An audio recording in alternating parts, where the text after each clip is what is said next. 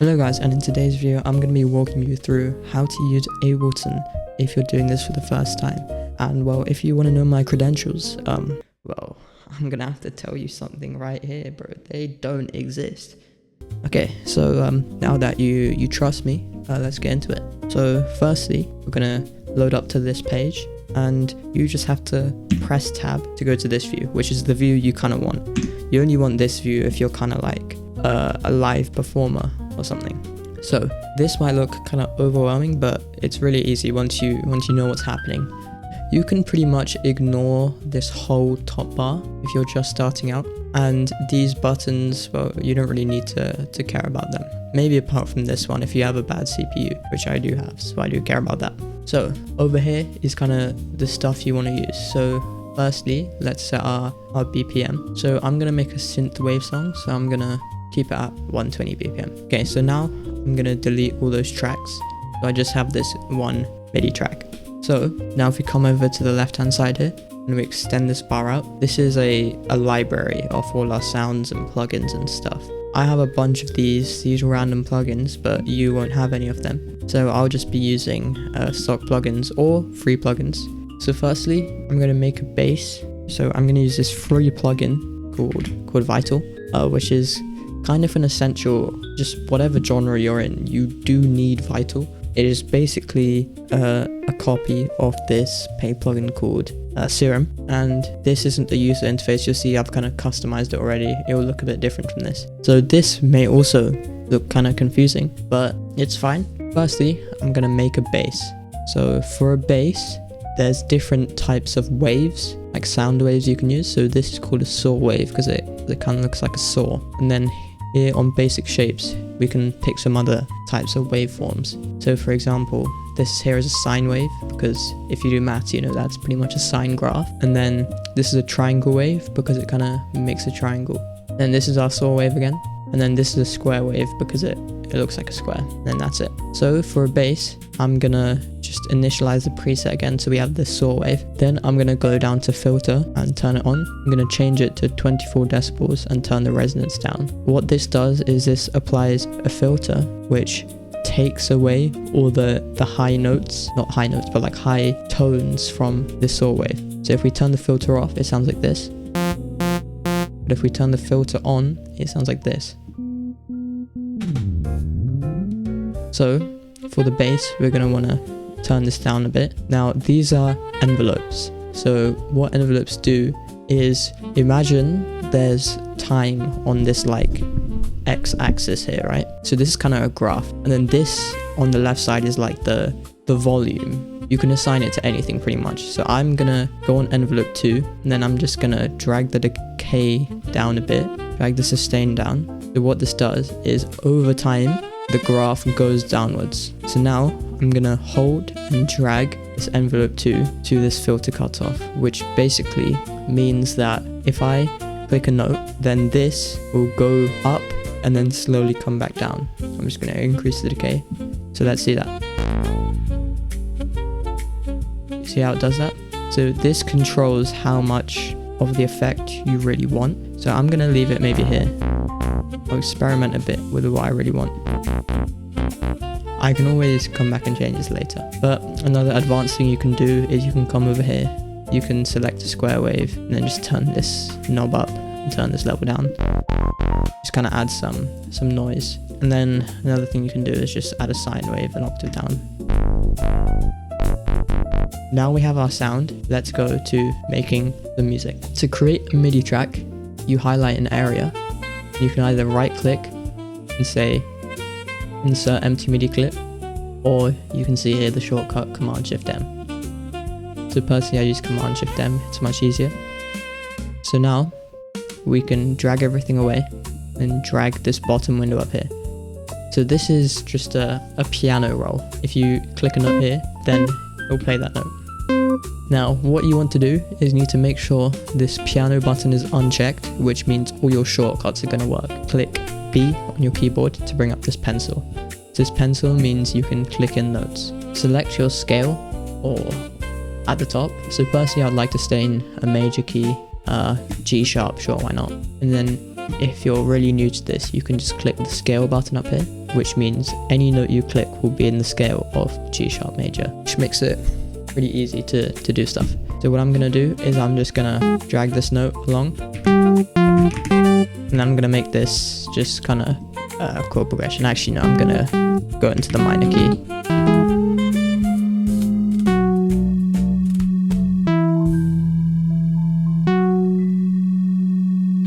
It's kind of like that.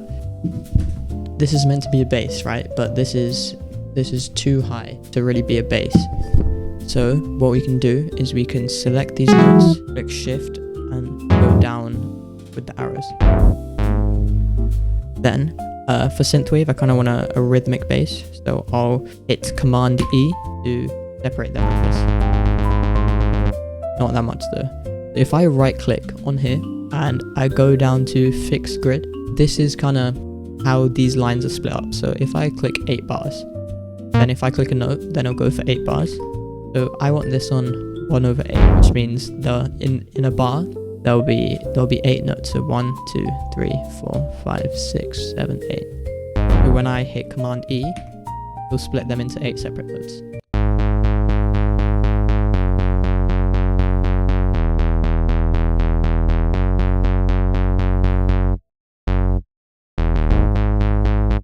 So if we want to check that our bass is kind of hitting the right frequency, we should go on EQ, then tap on EQ8 twice. So this will load up a plugin.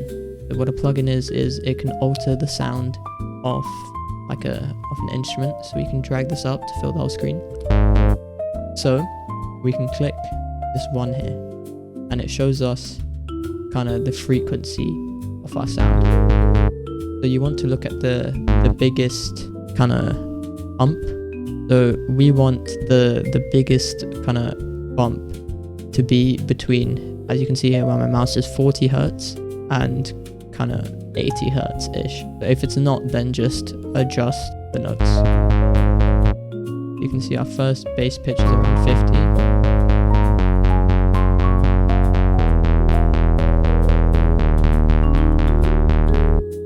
So you see our last bass note is around 40 hertz, so we should be good.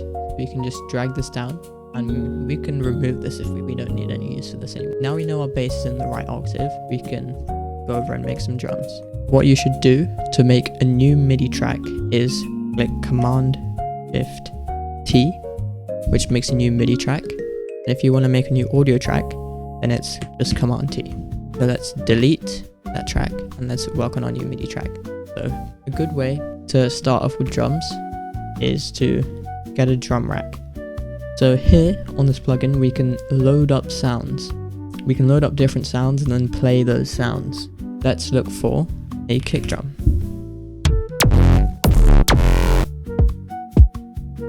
Spell. Let's look for a snare. And then maybe a couple hi-hats, why not?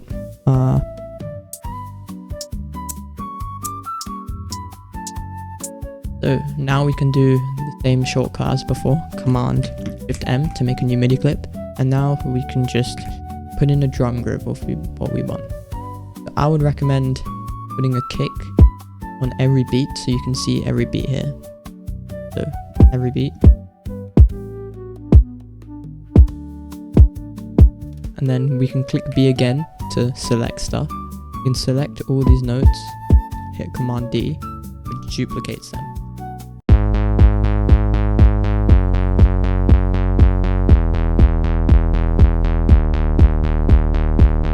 You see how we kind of have this. So what you should aim to do is also put your snare on 2 and 4. On beats 2 and 4. And then we can also select Command D and copy that over. And then for these hi-hats, you can kind of do whatever you want. So personally, I'm going to do 16th notes. And I'm going to select every other one and come here to the bottom. Here you can change the volume of specific notes. So I'm going to turn these down. Then I can click all of them and Command D until it fits.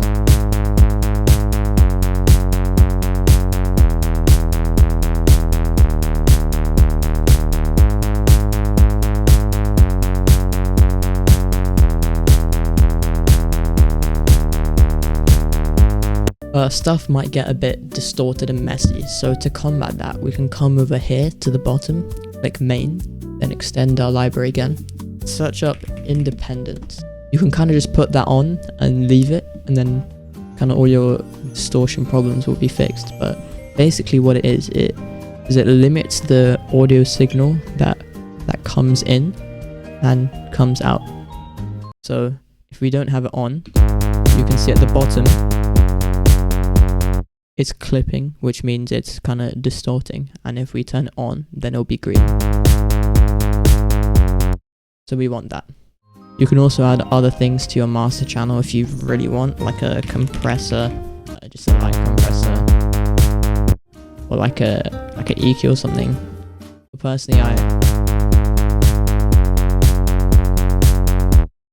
I don't really do that. So what we can do, in your songs, you kind of don't want the bass and the kick drum to be kind of competing for space. The one thing you can do to solve that issue is you can sidechain, which means whenever the kick plays, you can duck the volume off the bass sound. So how we do that in Ableton is you load up a compressor. I'm going to click off now, SC filter. You can click this arrow here, click external, then go on your drum rack. Then to route it to your kick, you can just click your kick sample and then just say post mixer, why not? Okay, maybe post effects. You can see how whenever a kick plays, you can see the waveform here. So what you want to do is kind of turn this threshold down. So what this does is this controls how far down the volume goes when a kick plays. If I turn the compressor all the way down, then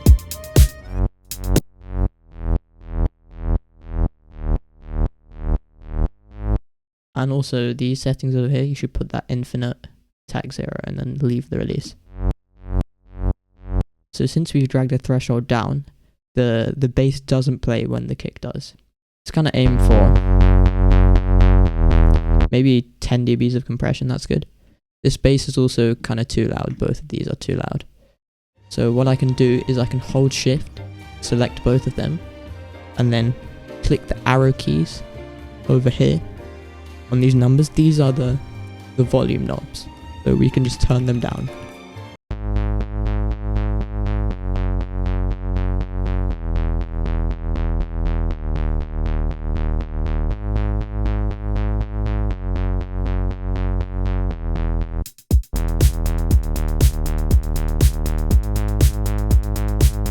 So if we turn off the sidechain compression, you can see how kind of muddy it sounds, and especially in the low end. And then we turn on. It also provides like a kind of thumping sense, which kind of used in a bunch of electronic music. So let's get a pad down. So let's just search up pad. So these are all the stock plugins.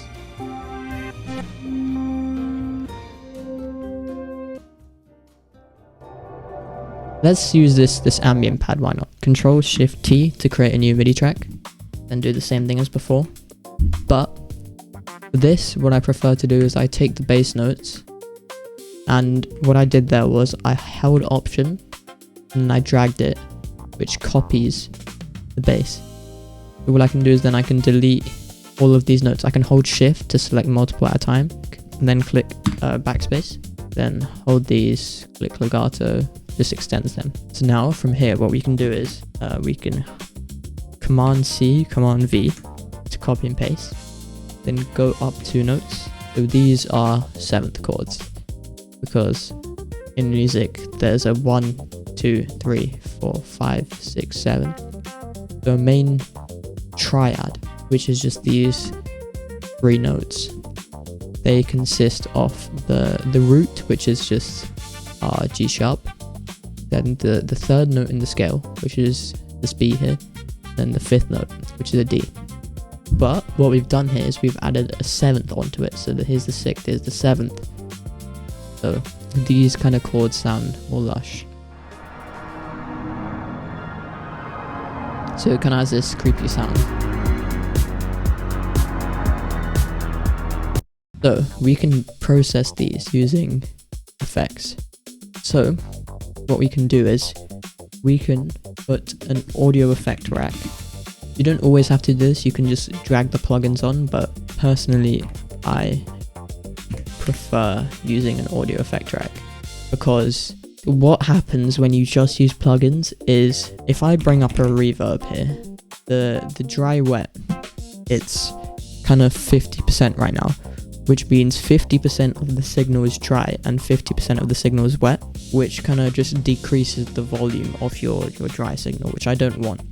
But if you do it on an audio effect rack, you can create a chain with no effects. So we can rename this dry. Oh my days, I can't type. Yeah, so you can rename this dry, and then you can name this reverb. So now if we turn this to 100%, and we can just solo this out. Here's just the reverb. And then you can blend that in with the dry signal.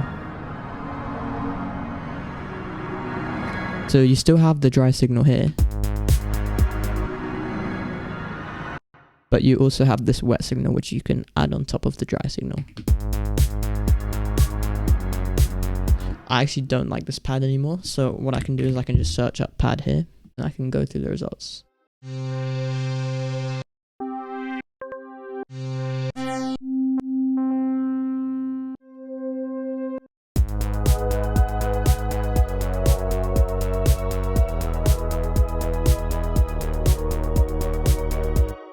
So I don't like how slow it kind of comes in, so what I can do is I can click this button here. Now this is kind of the same thing as Vital. So these are the envelopes we had before, and this is the filter, and then this is the oscillator. So if I don't like how long it takes to come in, I can pull this attack knob down, so it will come in instantly now.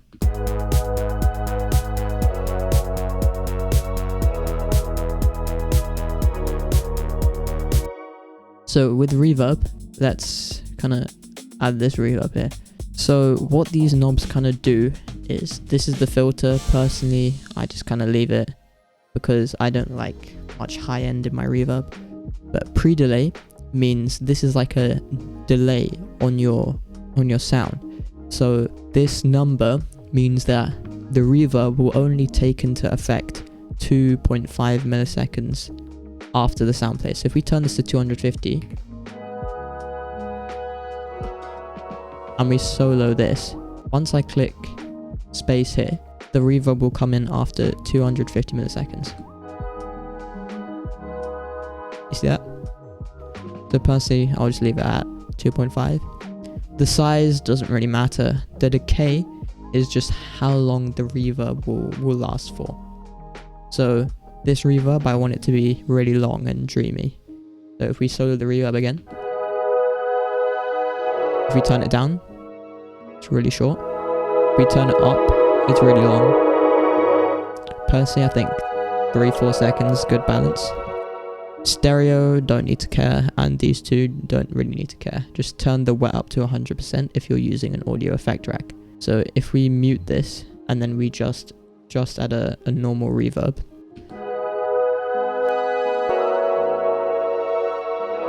this dry wet contains how much of the signal is actually reverbed.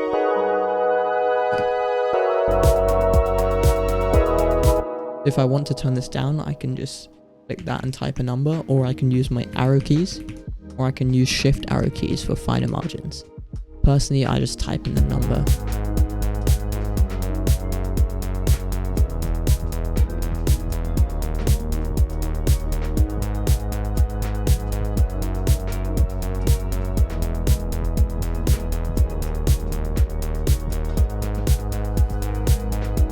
So let's make a lead now. So let's make a new MIDI track, Command Shift T, as we know before.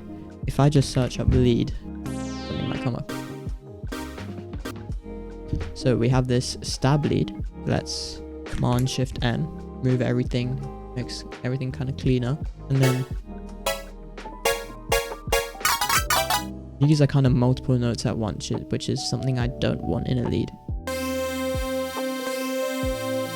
Let's use basic retro lead for now. We can change it later. So If we press the scale button again, then we can get our scale. So we can kind of just click random notes until it sounds good. I'm gonna be completely honest. So let's go.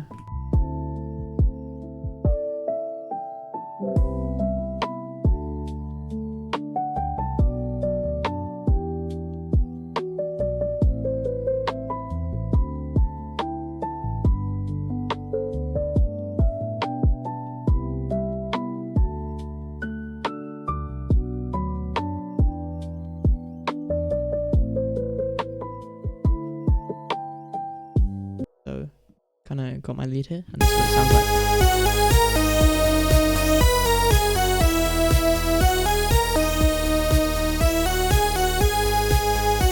Yes, it is piercingly loud, so let's just turn that down. And then just gradually turn it back up.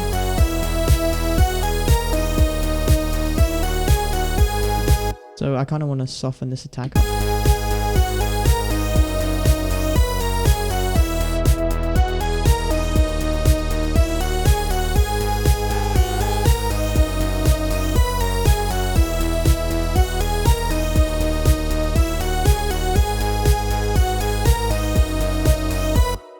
So some effects that you probably should put on your beat is like an EQ, I guess. Take this one and just take out all the...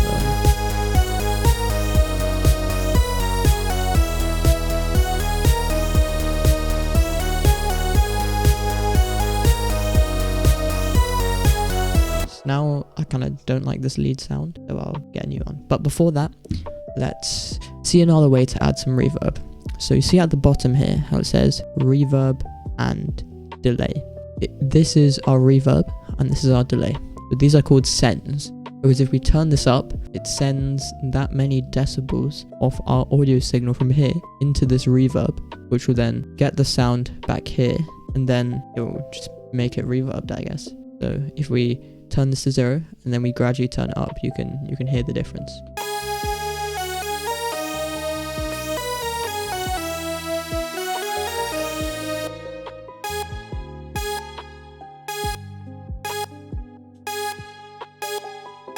Then this is our delay.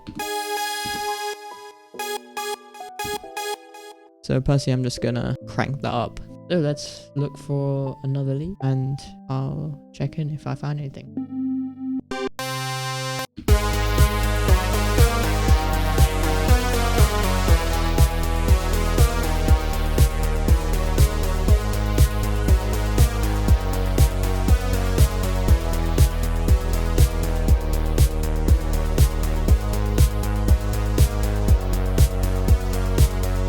So I think I found a good leader. It's called like the Atom lead. Personally, I don't think it's too bad. I'll lay off here. So I think that's kind of the basics of what you need to get started into Ableton. Now this isn't necessarily the best song I've ever made, but it's just kind of something to give you some inspiration, something to get you going. So here's kind of what it sounds like after you arrange it a bit. I forgot to arrange it. Let's arrange it. Another thing you can do is this thing called automation, which means you can automatically fade things in, fade things out, change parameters on this. So for example, I could bring this wherever I want over time. So personally, I'm going to get this thing called an auto filter, which does the same thing. Auto filter, which does the same thing as an EQ, but just much easier to automate, right? So let's turn this all the way down. A on your keyboard. Now, if these shortcuts don't work, it's because this piano icon is highlighted. Then we can click a point here. What we can do is we can click a point here, then we can click a point wherever we want our automation to be. Then I can drag this up. So over time, if you look over here, at the start, it will be really filtered, and then at the end, the whole sound will be through.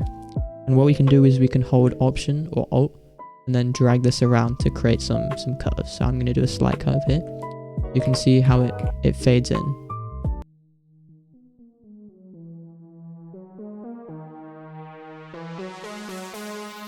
And another thing you can do is you can add some transitions. So I have this sound that's literally just called transition.wave, my favorite transition. So with your transitions, you kind of want to make sure the peak is where you want the transition to be. So my transition is here. I'll make the peak go there as well. Okay, the transition is there. I'll make the peak go there as well. Then to turn specific audio down, double click this and click on the gain, and then you can slide this up or down. Another thing you can do is you can add a down lifter. Turn this down, it's really loud. So if we shift, select both, click S, we can solo them. So let's listen to the whole song now.